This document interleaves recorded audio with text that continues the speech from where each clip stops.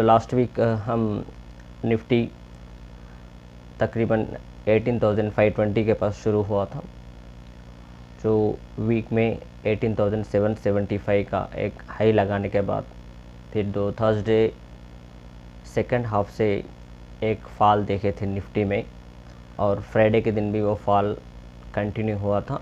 So finally शुक्रवार के दिन निफ्टी 18,564 के प्लस क्लोज हुआ। ठीक उसी प्रकार बैंक निफ्टी लास्ट वीक 43,916 उसके आसपास शुरू हुआ था, और वीक के दौरान 44,450 का जो हाईएस्ट पॉइंट एक लगाया था, उसके बाद शुक्रवार के दिन 43,990 पे क्लोज हुआ। सो ओवरऑल अगर निफ्टी और बैंक निफ्टी का परफॉर्मेंस ऑब्जर्व करें तो जहां पर स्टार्ट हुए थे दो भी इंडिसेस निफ्टी और बैंक निफ्टी लास्ट वीक, उसी के आसपास ही निफ्टी और बैंक निफ्टी क्लोज।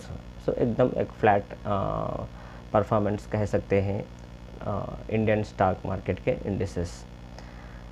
और जो बैंक निफ्टी में एक फॉल हम थर्सडे के सेकंड हाफ में देखे थे, निफ्टी में भी देखे थे, तो जो एक न्यूज़ थी, वो न्यूज़ नहीं, जो एक कनाडा पेंशन फंड की जो सेल हुई थी कोटक महिंद्रा बैंक में, उसके वजह से हम एक फॉल देखे थे, उसका प्रेशर निफ्टी पे भी हमको दिखाया पड़ा। सो एक कारण है निफ्टी और बैंक निफ्टी में। ग्लोबल मार्केट्स डाउ जोन्स और S&P 500 नास्डॉक भी फ्लैटिश क्लोजिंग ही कह सकते हैं ओवरऑल वीक का परफॉर्मेंस ऑब्जर्व करने के बाद, क्योंकि 3 भी इंडिसेस लास्ट वीक जहां पर खुले हैं, तो फ्राइडे के दिन भी वहीं पर ऑलमोस्ट क्लोज हुए हैं। तो इंडियन स्टॉक मार्केट के इंडिसेस और US स्टॉक मार्केट के इंडिसेस का परफॉर्मेंस ऑलमोस्ट सेम था, लेकिन जो US में जो जॉबलेस क्लेम्स का डेटा आने के बाद एक तेज़ी हम 3 के 3 इंडिसेस में देखे थे, वो शुक्रवार तक कंटिन्यू हुआ था। एक अच्छी साइन है US मार्केट के लिए। सो फ्राइडे, उसी के कारण हम थर्सडे और फ्राइडे के दिन एक ग्रीनिश क्लोजिंग मीन्स हरे निशान में 3 इंडिसेस भी क्लोज है। सो नास्डॉक थोड़ा वीक परफॉर्मेंस दिखाया था। सो लास्ट 2 डेज में मीन्स जितना बढ़ना था उतना तेज़ी हम नहीं देख सके नास्डॉक में, बट ओवरऑल परफॉर्मेंस अगर आप ऑब्जर्व करें तो 3 के 3 इंडिसेस हरे निशान में क्लोज हुए हैं। सो अब सबके पास जो निफ्टी और बैंक निफ्टी समझे थे जो वीकली एक्सपायरी के दिन, जो RBI के बजट के दिन, इस बार निफ्टी जो ऑल टाइम हाई था उसको छूने की कोशिश करेगा बोल के हम एक उम्मीद करे थे, लेकिन रिवर्सल आया था।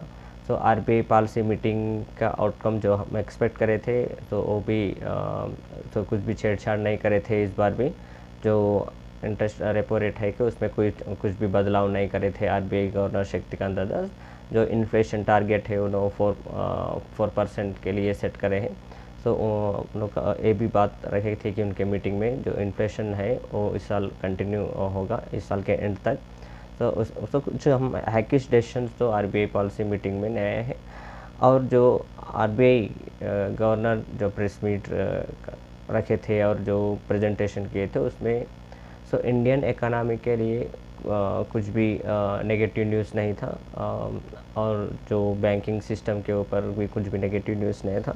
सो एक पॉजिटिव साइन है, क्योंकि इंडियन मार्केट अब सब लोग ट्रेडर्स से इन्वेस्टर्स से उम्मीद कर रहे हैं कि अब निफ्टी और बैंक निफ्टी में गिरावट आ सकती है बोल के ऐसे कुछ न्यूज़ भी स्प्रेड हो रहे हैं मार्केट में। तो एक बात यहाँ पर इन्वेस्टर्स और ट्रेडर्स एक याद रखना है कि जब हम 16,800 से शुरुआत करे थे, मीन्स एक मेजर करेक्शन के बाद 16,800 से एक अप मूव मिला था निफ्टी में। सो 16,800 से लेके तकरीबन 18,800 का जो जर्नी जो निफ्टी तय करा है, तकरीबन 2,000 पॉइंट्स की रैली देखे थे। सो मीन्स 15 से 20% की रैली हम देखे थे 16,800 से लेके 18,800। तो एक ये नॉर्मल ट्रेंड है कि प्रॉफिट बुकिंग। सो 16,800 या 17,000 के पास जो मार्केट में एंटर करे, जो जर्नी को जो एंजॉय करे है, वो तो कहीं ना कहीं वो लोग तो प्रॉफिट तो बुक करना चाहिए ना। ये तो स्टॉक मार्केट का नियम है। सो कंटिन्यू वो लोग उनका पैसा तो स्टॉक मार्केट में नहीं रखते हैं, तब उनकी प्रॉफिट होता है, वो प्रॉफिट तो बुक करते हैं। सो हम जब 10 to 15% की एक तेज़ी हम स्टॉक मार्केट में देखने के बाद, तो 5 to 6% की सो करेक्शन तो वो ये तो कॉमन चीज़ है, और करेक्शन वो एक हेल्थी साइन है मार्केट के लिए। हम ऐसा एक्सपेक्ट नहीं कर सकते हैं कि मार्केट्स हमेशा के लिए बुल रन में रह सकते हैं, और हमेशा के लिए बेर ट्रेंड में रह सकते, ऐसा नहीं सकता है। सो स्टॉक मार्केट दो तरफ की मूव दिखाते हैं। सो कई दिन बुल मूव रहता है, कई दिन बेर मूव रहता है। सो एक कॉमन चीज़ है। सो अब इंडियन मार्केट इस यहाँ से इंडिसेस निफ्टी हो या बैंक निफ्टी में एक गिरावट देख सकते हैं। तो इसी के कुछ कारण तो नहीं दिख रहे हैं इंडियन मार्केट में, क्योंकि अपने पास तो कुछ नेगेटिव, एक मार्केट अगर गिरना है तो कुछ नेगेटिव न्यूज़ होना चाहिए, और डेटा तो नेगेटिव होना चाहिए। सो इसी तरह के इंडिकेशन, नेगेटिव इंडिकेशंस अब तक तो इंडियन मार्केट में नहीं है, क्योंकि सो डॉलर रुपी का परफॉर्मेंस तो कंपेयर कर, यूएस से डॉलर से कंपेयर करते रुपी का परफॉर्मेंस तो स्ट्रांग ही है। सो क्रूड ऑयल के प्राइसेस तो नीचे ही है, इन्फ्लेशन अंडर कंट्रोल ही है, ओके, और इंडिया जीडीपी स्ट्रांग है। सो इतने सारे पॉजिटिव चीज़ होने के बाद भी स्टॉक मार्केट में एक तरफा गिरावट तो हम एक्सपेक्ट नहीं कर सकते हैं। हाँ, थोड़ा बहुत करेक्शन तो, क्योंकि एक कंटिन्यूस रैली के बाद थोड़ा बहुत करेक्शन होना वो कॉमन चीज़ है। सो करेक्शन में फिर नए इन्वेस्टर्स और नए ट्रेडर्स वो तो एंटर होते हैं, तो उसके लिए एक करेक्शन तो ज़रूरी है। सो अभी तक तो कुछ इतने नेगेटिव साइंस तो इंडियन स्टॉक मार्केट के चार्ट्स के ऊपर नहीं दिख रहे हैं। अगर अब नेक्स्ट वीक अब इंडियन स्टॉक मार्केट का परफॉर्मेंस कैसा रहने वाला है, निफ्टी हो, बैंक निफ्टी। सो जो फ्राइडे का क्लोजिंग थोड़ा मामला बिगड़ा था कि निफ्टी और बैंक निफ्टी में, लेकिन अच्छा, निफ्टी और बैंक निफ्टी तो जो लेवल्स है, जो प्रीवियस सपोर्ट है, वो सपोर्ट के पास ही क्लोज हुए है। तो अब निफ्टी, बैंक निफ्टी और निफ्टी दो भी डेली चार्ट के ऊपर अभी भी 20 डे के ऊपर ही है। जब डेली चार्ट्स अगर ऑब्जर्व करें तो एक गुड साइन ही समझ सकते हैं। तो बैंक निफ्टी ऑब्जर्व करें तो जब तक बैंक निफ्टी 43,879 के नीचे क्लोज नहीं होता, तब तक बैंक निफ्टी में हम अपना व्यू बुलिश रख सकते हैं। अगर बैंक निफ्टी 43,870 के नीचे अगर ट्रेड होना शुरू होता, तो तब बैंक निफ्टी में हम एक गिरावट देख सकते हैं कि वो गिरावट 43,445 और 43,092 तक हम एक 5 to 600 का करेक्शन या 1000 पॉइंट्स का करेक्शन हम बैंक निफ्टी में देख सकते हैं। सो निफ्टी भी निफ्टी में 18,456 है। 18,456 तक निफ्टी ट्रेड करा तो वहाँ से हम बाउंस बैक लेने की उम्मीद कर सकते हैं। अगर निफ्टी एक बार 18,456 ब्रीच करके नीचे के साइड ट्रेड करना अगर शुरू करा, तो हम फिर 18,170 के पास अपने को करेक्शन मिल सकता है।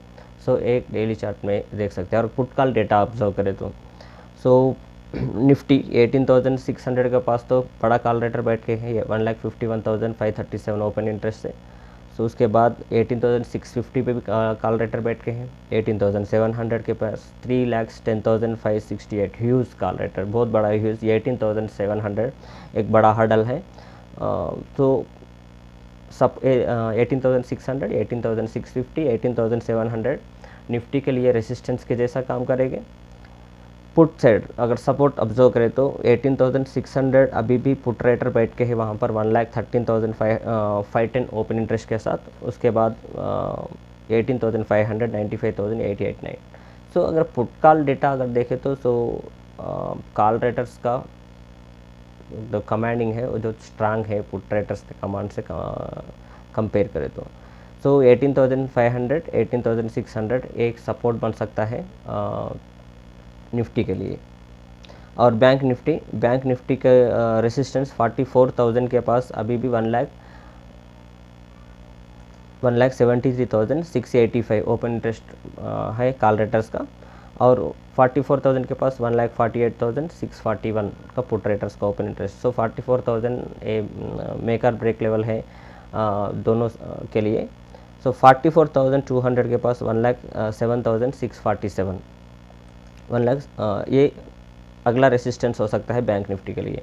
अगर सपोर्ट बैंक निफ्टी 44,000 और 43,500। सो नीचे के सेट सपोर्ट 43,500 के पास ही है बैंक निफ्टी, वहाँ पर 60,446 ओपन इंटरेस्ट है। सो ये है पुट कॉल डेटा निफ्टी और बैंक निफ्टी के लिए। अगर बैंक निफ्टी जो बुलिश में ट्रेडर्स और इन्वेस्टर के लिए सजेस्ट करूँगा यहाँ पर 44,161 के ऊपर ही हम फ्रेश कॉल के लिए सजेस्ट कर सकते हैं ट्रेडर्स और इन्वेस्टर्स के लिए। सो एक बार 43,770 अगर ब्रीच हुआ तब हम 43,445 और 43,067 यहाँ तक हम फॉल देख सकते हैं।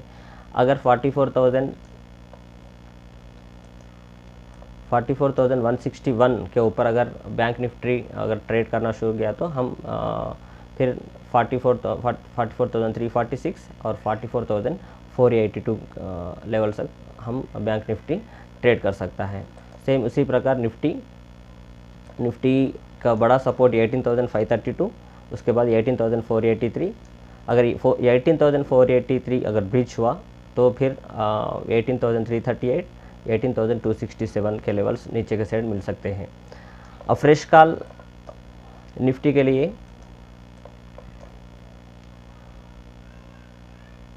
18,635, 18,635, 18,674 के ऊपर ही हम एक फ्रेश स्विंग निफ्टी में देख सकते हैं। अगर एक बार निफ्टी 18,635 को क्रॉस करके सस्टेन होने लगा तो हम नेक्स्ट लेवल 674, 721, 778 के लेवल्स हम देख सकते हैं।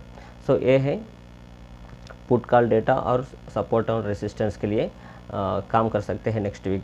अगर ग्लोबल क्यूज ऑब्जर्व करें तो नेक्स्ट वीक मंडे कुछ कंपनीज़ के अर्निंग्स आने हैं। ओरेकल और स्ट्रीमलाइन हेल्थ सॉल्यूशंस कंपनी के जैसे अर्निंग्स यूएस में आने वाले हैं। ट्यूसडे कंज्यूमर प्राइस इंडेक्स मई मंथ का रिलीज़ होने वाला है। वेडनेसडे दो इम्पॉर्टेंट इवेंट पूरे वर्ल्ड मार्केट्स के लिए वो है federal reserve interest rate decision, जो नेक्स्ट क्वार्टर का इंटरेस्ट रेट डिसीजन आने वाला है नेक्स्ट वीक। उम्मीद कर रहे हैं यहाँ पर एक पॉज हो सकता है क्योंकि यूएस के जॉबलेस क्लेम्स डाटा भी उम्मीद से बेहतर है, तो यहाँ पर एक हाइक कट तो एक्सपेक्ट नहीं कर रहे, लेकिन एक पॉज टेम्पररी एक पॉज तो मिल सकता है इंटरेस्ट रेट हाइक्स के ऊपर। ये देखना है। ये तो पूरे मार्केट्स ये वेडनेसडे के न्यूज़ के लिए वेट कर रहे हैं। उसी दिन प्रोड्यूसर प्राइस इंडेक्स मई मंथ का भी आने वाला है। थर्सडे यूएस रिटेल सेल्स मई मंथ के और थोड़े कंपनीज़ के अर्निंग्स भी थर्सडे जून 15 को आने वाले हैं। फ्राइडे के दिन university of Michigan consumer sentiment index preliminary reading June month का रिलीज़ होने वाले हैं। सो ये है नेक्स्ट वीक के लिए पिच मैप और पिच रिपोर्ट। Thank you.